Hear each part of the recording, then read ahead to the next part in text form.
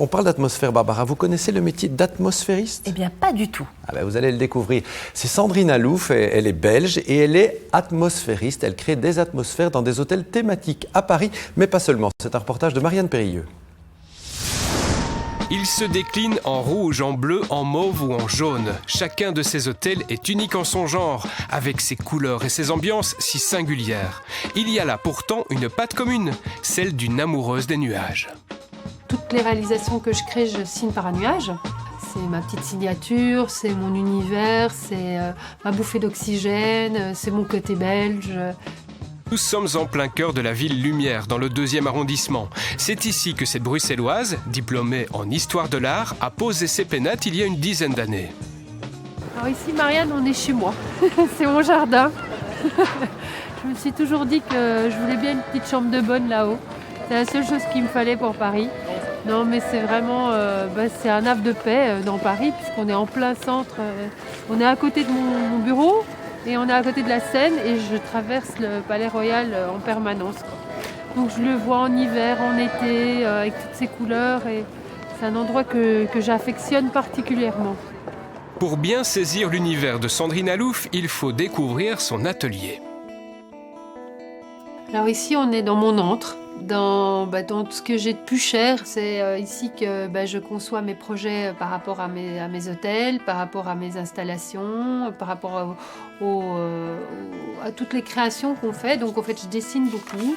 On a énormément d'échantillons qu'on reçoit, que je ramène, d'objets parce que je chine énormément. Donc en fait, ici, tout est emassé un peu partout. Sa passion des nuages, son côté Magritte comme elle dit, transformera en bleu et blanc la station de métro Luxembourg en collaboration avec Air France. Cette première réalisation en 2006 la fait connaître et lui donne l'opportunité de rencontrer beaucoup de monde. La chance fera le reste. J'ai rencontré un architecte qui était spécialisé dans les hôtels, qui voulait m'acheter des nuages pour une chambre d'hôtel. Et moi, je lui ai dit, écoutez, si vous me parlez de nuages, si vous me parlez d'hôtel, mon rêve, c'est de faire une chambre en lévitation. Et c'est comme ça que j'ai commencé mon métier. C'est comme ça que je me suis appelée atmosphériste. Et c'est comme ça que on est aujourd'hui et on a 10 hôtels à notre actif et voilà. Et ces hôtels ne sont pas situés qu'à Paris. Nous voici à Nice, à l'Excelsior, un hôtel entièrement réaménagé sur le thème du voyage. J'ai eu la chance et le plaisir de pouvoir l'atmosphériser et donc de créer ce décor qui est un hommage au fait au voyage et le plaisir de se déplacer à l'époque où on avait encore des vieilles malles, à l'époque où justement les carnets de voyage étaient monnaie courante. Enfin, c'est vraiment pour moi les belles heures de la Riviera et les belles heures du voyage. Dans cet hôtel, chaque étage invite le touriste à voyager, selon des ambiances et des tonalités différentes. Ici, Sandrine a tout repensé, de l'ambiance du hall d'accueil à l'aménagement des chambres, du papier peint au mobilier. Ça, c'est un mobilier que j'ai créé spécialement pour l'hôtel et donc qui repart vraiment des vieilles malles en fait, de voyage. Pour Sandrine, créer des atmosphères a inventé un nouveau métier, le sien. Aujourd'hui, je suis la seule atmosphériste, c'est vrai. Ça titille toujours le questionnement. Mais pour finir, moi, ça me permet justement d'expliquer mon métier. Mon plaisir, c'est d'emmener des gens dans des émotions. Et donc, c'est pour ça que je ne suis pas architecte d'intérieur ni décoratrice. Parce qu'en fait, moi, tout mon travail part d'une volonté de raconter une histoire et d'emmener le client, le spectateur, dans un voyage immobile. Le succès venu, cette raconteuse d'histoire a pu s'entourer d'une équipe. Retour à Paris avec Aris, son assistante. Pas toujours évident apparemment de concrétiser ce que Sandrine a dans la tête. Je dessine beaucoup de choses, je griffonne et puis elle me les met en 3D. Donc c'est assez magique parce qu'après on peut voir si des idées un peu folles sont possibles ou pas. C'est une rencontre en fait avec Sandrine qui est extraordinaire, qui a aussi changé ma vie. Avec Sandrine, j'ai vu que les couleurs même les plus improbables pouvaient se mélanger. C'était incroyable d'arriver avec un jaune et un bleu et on se dit mais qu'est-ce que c'est que cette chose? Et après quand on rentre dedans on se dit mais comment on n'y avait pas pensé plus tôt? Et des couleurs, il y en a ici en pagaille. Nous sommes au Splendor, un hôtel dédié au monde de la magie et à l'univers de Georges Méliès.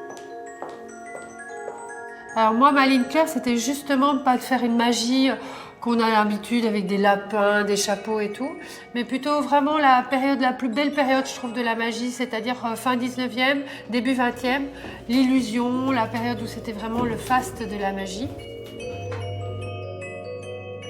Ça, c'est un hologramme qu'on a complètement transformé et créé nous-mêmes. J'avais vraiment envie de créer un jeu de cartes qui dégoulinait comme ça. Donc, ce qui est amusant, c'est que suivant les endroits où vous sortez de votre lit, vous avez une autre lecture de cet hologramme. Pour réaliser ces hologrammes, Sandrine a fait appel à l'un des spécialistes français de la discipline, Henri Clément. Alors dites-moi, travailler avec Sandrine, c'est comment ? C'est très professionnel et c'est très agréable parce que c'est clair. On sait exactement ce qu'il faut faire, donc c'est sans problème.